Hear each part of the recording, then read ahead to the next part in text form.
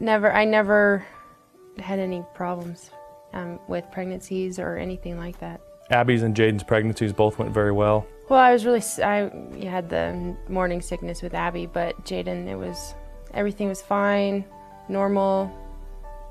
Yeah, they were both huge.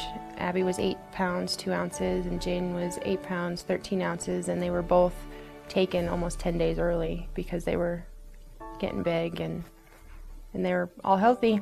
The decision to have a third child was not mine. No, it was, Kirsten really felt strongly about it, more so than I did, and she, came to me and said, that she really wanted a third child.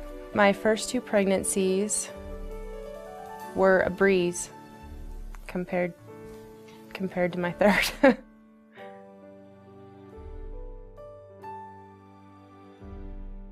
I was in California for my sister's volleyball game, and I was, I think, 12 or 13 weeks along, and just one night I got up to turn the light off, and I just had a gush of blood.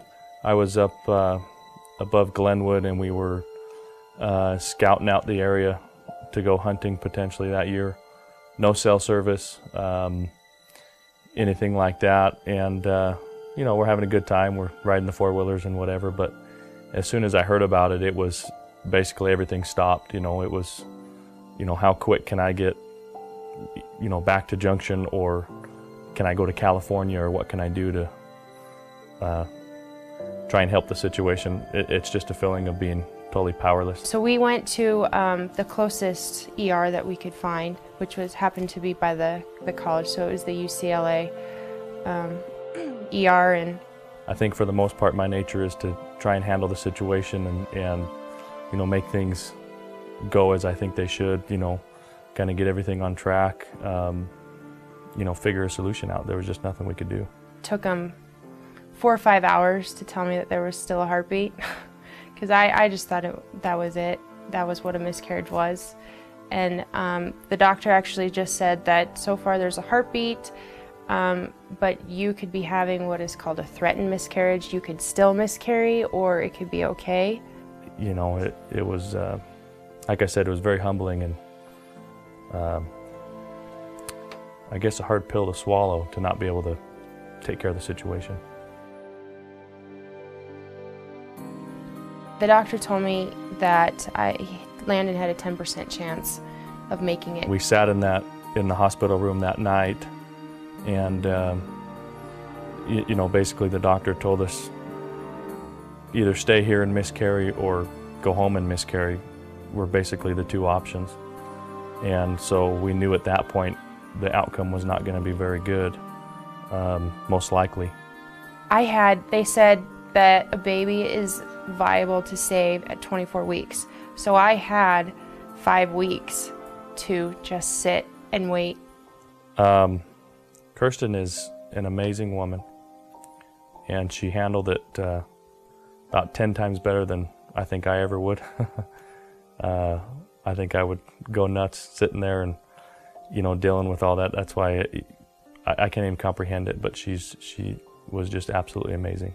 I have an amazing mother-in-law that took over when I went on bed rest and became my kid's, sole taker while I was in bed. And she stayed that whole time so I could go to the hospital. Landon was fine when they monitored him and his heart rate and everything, he remained steady, he remained fine. And so I was running home to the house to let the dog out when we found out that they were going to take the baby. So it was up to, the man upstairs if I could make it, because no one else, there was nothing anybody could do. I probably should have got a ticket coming down Patterson, but I was flying. The doctor made the best call, because it turned out, after getting the results back on the placenta and everything, that was the best thing she could have done, was taking him at that point. because it was going to get worse fast after that. I hoped that that both Landon and Kirsten would be okay.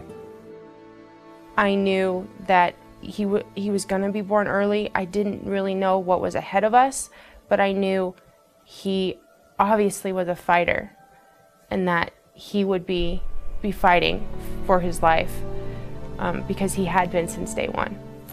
I mean, there's so many other times that he should have been taken and he wasn't. He fought. So when they pulled Landon out, I popped my head up and looked over, and I just couldn't believe it. He was just a miracle. He was tiny. He weighed 2 pounds 6 ounces, and he was about 13 inches long. He made a sound, but it was like he couldn't like suck it in. He was just yelling it out, and that was the first time that I just got scared because it just didn't sound like my other two. Almost instantly they had him over on the table and using the bag to try and get him to breathe and stuff like that, and at that point it came pretty clear that, hey, there's some major issues that he still might not make it.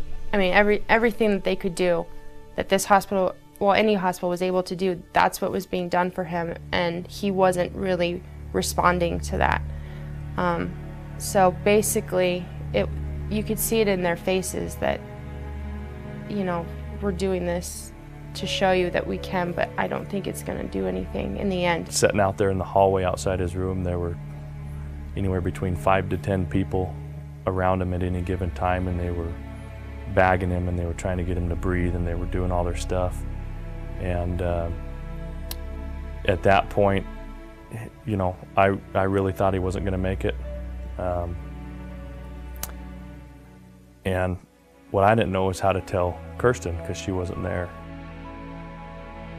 I didn't even know what a NICU really did until, you know, until we had to be in there. Once they had got him somewhat stable, we had a chance to go over and just sit by his bedside and spend some family time with him. And I knew eventually it would, you know, we would all be together again. So I just had to get through this little time, because in the long run, it's really just a little bit of time. So the March of Dimes funded the research for the surfactant, the medicine that I got when I was still pregnant with Landon, to help develop his lungs quicker so that he would be ready whenever he came out. And if I hadn't had that, he wouldn't have been here. In our case, that saved our son's life. Life is awesome. We're just, you know, we look at Landon every day and realize he couldn't be there. We're blessed. Life is really good. We obviously have struggles just like anybody else, but you know, to come home and just be able to hold Landon and look at Landon and our other children as well, it's truly a blessing, and it really puts everything into perspective. We could be without him, you know, and not have that blessing in our lives, but we do, and so it's pretty neat. Hi, we're the Witkamp family. My name is Tyson. And I'm Kirsten, and this is Landon. And we just wanted to take a few moments to thank everybody for being here this evening, and to give a special thanks to March of Dimes for everything that they've done, and that everything that you guys have done and will do.